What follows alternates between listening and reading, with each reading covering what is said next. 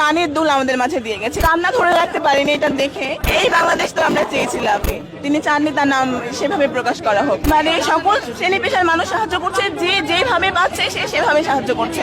অনেকেই আছে যাদের কাছে ক্যাশ টাকা থাকে না কিংবা টাকা নেই, তারা দেখুন নিজের কানের দুল আমাদের মাঝে দিয়ে গেছে এই প্রথম। মানে আমরা অনেকটাই আবেগ আপ্লুত যে কান্না ধরে রাখতে পারিনি এটা দেখে, যে কানের দুল পর্যন্ত দিয়ে গেছে। একজন আপু এসেছিলেন, উনি ছবি তুলতে চান না, নিজেকে হাইলাইট করতে চান না, তিনি গোপনেই দিয়ে গেছেন এই কানের দুল। তার কাছে টাকা ছিল না বলে তিনি তার সোনার কানের দুল আমাদের মাঝে দিয়ে চলে গেছেন। এই বাংলাদেশ তো আমরা চেয়েছিলাম। আমরা যেমন বাংলাদেশ চেয়েছিলাম, এখন আর স্বপ্ন নয়, আমাদের বাস্তবে পরিণত হতে চলেছে আমাদের বাংলাদেশ। তিনি বলেছিলেন তিনি দেশের জন্য কিছু দিতে চান, তার কাছে টাকা নেই, তার কাছে যেটুকু আছে এইটুকু তার সম্বল ছিল, তার সম্পূর্ণ সম্বল তিনি আমাদের মাঝে দিয়ে চলে গেছেন। তিনি চাননি তার নাম সেভাবে প্রকাশ করা হোক।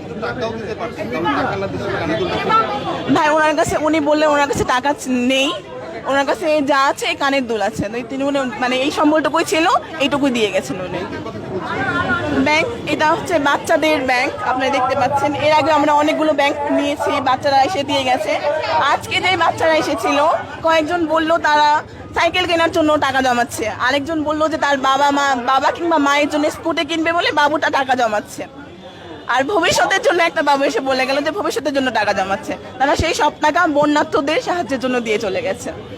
এই যে বসলেন কয়েকদিন ধরে অভিজ্ঞতা